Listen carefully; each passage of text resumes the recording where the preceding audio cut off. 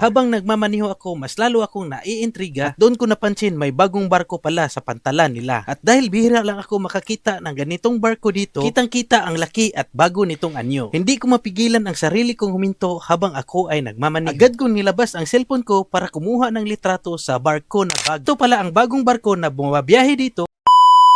Yo mga kamotor ko, samahan niyo naman ako sa bagong adventure. Ready na ba kayo sa bagong biyahe? Tayo na at mag-explore. Simula ang biyahe ko ngayon sa isang kwentong dapat mong marinig dito sa Sidlak Danau ng Danau City, Cebu, umaambon at medyo malamig. Time check muna, 12:00 ng tanghali. Ang vlog natin ngayon ay tungkol dito sa pantalan nila na tinatawag na Danau Port. Kung akala mo tahimik lang ang Danau Port, mag-isip ka ulit dahil sa vlog na to may bago kang impormasyon na madadala kahit saglit. Tuloy ang pagmamaneho ng aking motorsiklo. Diretso lang ang takbo habang ang hangin ay sumasalubong mino-minuto. Papasok na tayo sa poblasyon, may bumungad agad. Makikita mo dito ang boardwalk nila, sa kabila naman ang kanilang plaza. Habang nagmamaniho ako, mas lalo akong naiintriga at doon ko napansin may bagong barko pala sa pantalan nila. At dahil bihira lang ako makakita ng ganitong barko dito, kitang-kita ang laki at bago nitong anyo. Hindi ko mapigilan ang sarili kong huminto habang ako ay nagmamaniho. Agad kong nilabas ang cellphone ko para kumuha ng litrato sa barko na bago. Matapos ng ilang kuha, nagpapatuloy ako sa aking biyahe at ito ang kanilang simbahan malapit sa pantalan. Dediretso lang tayo sa unahan kung saan ang The Sands Mall ang ating patutunguhan. Sa gilid din ng mall na ito ay may mall na metro. At magpatuloy tayo sa pagmamaneho, doon tayo sa likod sa may dulo kung saan ang parking area ng mga motorsiklo. Wala nang patumpik-tumpik pa, pumasok agad ako sa mall nila. At itong ticketing lounge ang aking nakita kung saan pwede ka dito kakain at magkape habang naghihintay. Kampante kang makapag-relax dito dahil hindi maingay. Ang barko na bumabiyahe dito ay Jumalia Shipping Corporation kung Camotes Island ang iyong destinasyon. As of February 7, 2026, ito ang schedule ng kanilang mga biyahe from Monday to Sunday. From Consuelo Port, Camotes Island to Danau Port, Danau City, Cebu. And vice versa from Danau Port, Danau City, Cebu to Consuelo Port, Camotes Island. For booking and inquiries, Consuelo Port, contact number 0939-602-1738. Samantalang sa Danau Port naman, for booking and inquiries, 0949-357-3078. Screenshot nyo na lang to ang schedule ng biyahe nila para kung may bala kayong pumunta na Camotes Island, meron na kayong idea. At dito na tayo sa kabila, sa pamasahe na kanilang motorsiklo hanggang truck at pasahero. Sa pamasahe na kanilang motorsiklo ay 800 pesos, free ang driver. Sa tricycle na empty ay 902 pesos, free pa rin ang driver. Sa tricycle na loaded ay 1,022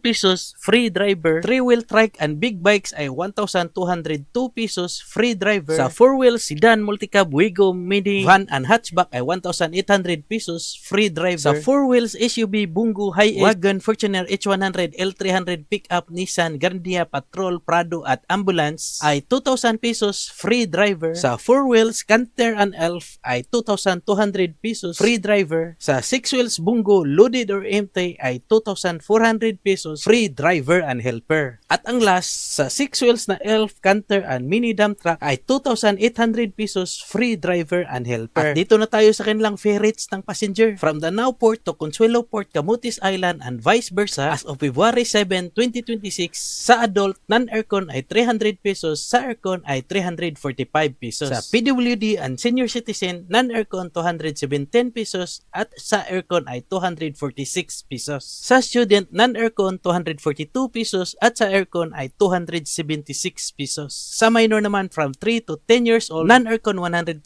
pesos, sa aircon ay 172 pesos. Sa mga bata na 3 years old and below ay libre. Kung gusto nyo ng hassle-free and skip the line, you book through online. Scan nyo na lang tong QR code nila or dito sa Facebook, website, Instagram ng Jumalia. At ipakita ko sa inyo ang ticketing outlet ng Jumalia Shipping Corporation. Wala pang medyong tao nung pumunta ako dito. Malinaw ang sistema nila at organisado ang linya. Pagkatapos kong nakuha ang mga detalye sa Jumalia, may isa pang barkong nakakapukaw pansin dito at nakakaintriga. Ito pala ang bagong barko na bumabiyahe dito. Ang barko na ito ay mula sa Santa Clara Shipping Corporation. King Frederick ang pangalan ng barko na ito at Danau to Palumpon Leyte ang kanyang destinasyon. Araw-araw sila may biyahe, mapahapon man o gabi. Nagsimula pala itong bumiyahe noong January 24, 2026 noong nakaraang buwan, bagong-bago kaya maraming taong interesado at gustong malaman. Noong nagtanong-tanong ako, wala pala ang ticketing outlet nila dito at matatagpuan matatagpuan pala doon sa Danau Fish Port kung balak mong bumili at ikay interesado. Kaya tara na atin ang puntahan. Ang Danau Fish Port ay andun lang sa unahan, sa likod ng McDo yung ating nadadaanan. Kaya pasugkin agad natin para ating malaman kung saan. At andito na tayo. Andito lang pala ang ticketing nila. Dito sa baba ng gusali ng Danau Fish Port, may makikita ka naman na tarpaulin na nakalagay na Santa Clara Shipping Corporation. Danau Port to Palumpon Leyte ang destinasyon. At dito na tayo sa schedule ng kanilang barko. From Danau Port to Palumpon Leyte, ang unang biyahe ay 1:00 ng madaling araw at aabot ka doon ng 5:00 ng umaga. At ang pangalawang biyahe niya ay 1:00 ng hapon at aabot ka doon ay 5:00 ng hapon. Kung Palumpon Port ka naman magsimula papuntang Danau Port, ang unang biyahe ay 7:00 ng umaga at aabot ka ng 11:00 ng umaga. At pangalawang biyahe ay 7:00 ng gabi at aabot ka ng 11:00 ng gabi. Ang lumalabas na travel time nila ay 4 na oras. For booking and inquiries, Danau Port, cellphone number 0917-308-3579 and 0917-308-3526. For Palumpon Port, booking and inquiries 0917-308-3714 and 0917-308-3710. At dito na tayo sa pamasahe ng kanilang barko. Regular 380 pesos, senior citizen at PWD ay 304 pesos. Sa bata from 1 to 11 years old ay 190 pesos. At sa rolling cargo rates nila, bicycle ay 250 pesos, motorcycle ordinary ay 850 pesos, motorcycle na 120cc above ay 1,250 pesos, private jeepney, van at pick-up ay 3,800 pesos, light car sedan 3,200 pesos, box jeepney ay 4,500 pesos, elf four-wheeler ay 4,500 pesos, elf six-wheeler ay 5,000 pesos, at ang last ay 8, 10 to 12-wheeler ay 7,500 pesos. Lahat ng detalye ay sulit ito para sa mas mahabang biyahe, lalo na sa may planong bumiyahe papuntang Camotes Island at Palumpon Leyte. Hindi ka na manghula kung saan ka sasakay, hindi ka rin malilito at sulit ang iyong paghihintay. Ito ang dahilan kung bakit ko ginawa ang vlog na ito, para magbigay linaw at update sa Danau Port at mga barko, para makatulong din sa mga pasahero at sa mga rider na tulad ko, para rin sa mga negosyanteng may kargamento para sa unang bisis pa lang babiyahe dito. Ang Danau Port ay patuloy na umuunlad at umaasinso, mas dumadami pa ang options sa biyahe dito. Mas gumaganda ang serbisyo at naging accessible ang mga isla. Kung may balak kang bumiyahe, mag-research ka muna. Sana makatulong sa inyo ang vlog na ito. Kung nagustuhan mo ang ganitong content, alam mo na ang gagawin. Mag-follow and like at share na rin. At dahil umabot ka dito sa dulo ng aking video, pwede ba tayo makahingi ng pabor sa pag-subscribe sa aking YouTube channel? Dahil ang goal natin ngayon taon mag 1,000 subscribers. If you subscribe, much better. Maraming salamat sa panonood mga kamotor ko. Ride safe palagi at kita-kita tayo sa susunod na adventure. Ingat sa biyahe at enjoy your trip. See you.